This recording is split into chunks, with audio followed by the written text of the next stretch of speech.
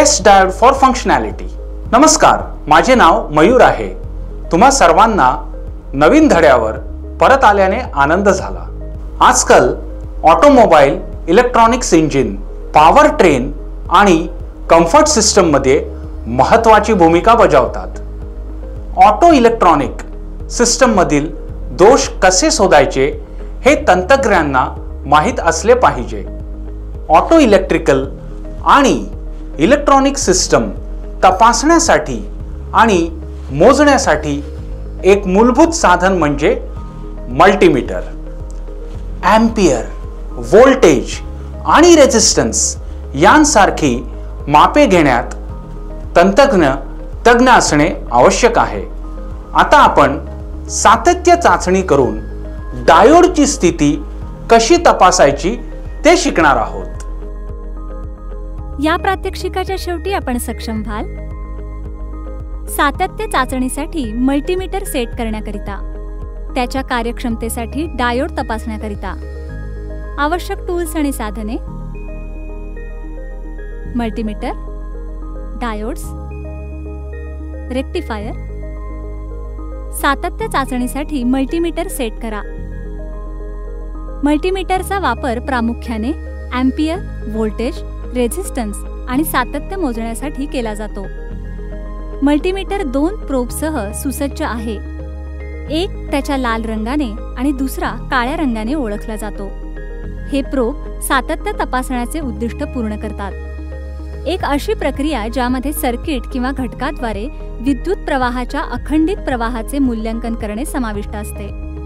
सातत्य तपासण्यासाठी एखाद्याने ब्लॅक कलर प्रोबला कॉम पोर्टशी जोडले पाहिजे आणि मिली एम्पियर व्होल्ट ओहम पोर्टमध्ये लाल रंगाची प्रोब.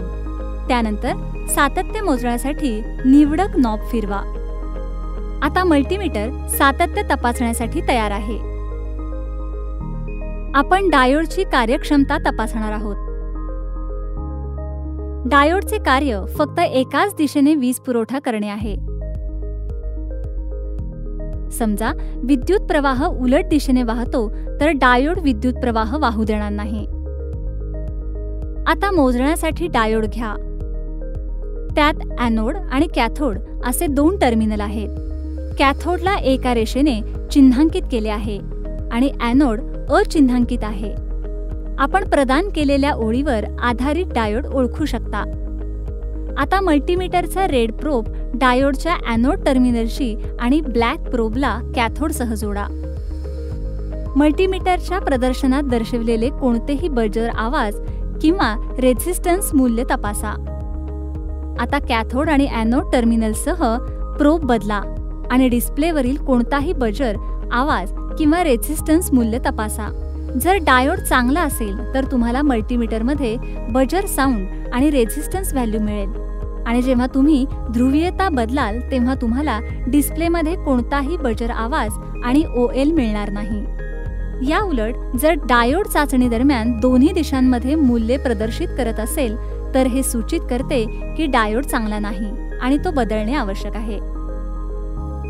ऑटोमोबाईलमध्ये वापरले जाणारे अल्टरनेटर्स डायोड असलेले रेक्टिफायर वापरतात. अल्टरनेटरचे रेक्टिफायर युनिट मिळवा आणि सातत्य चाचणी तपासा. मूल्ये रेकॉर्ड करा आणि रेक्टिफायर चांगला आहे की नाही हे ठरवा. अशा प्रकारे आम्ही सातत्य चाचण्यांसाठी मल्टीमीटर सेट करणे आणि त्यांच्या कार्यक्षमतेसाठी डायोड तपासणे शिकलो. आशा आहे की तुम्हाला हे स्पष्ट समजले असेल. हे प्रात्यक्षिक तुमच्या प्रशिक्षकाच्या मदतीने करा. धन्यवाद.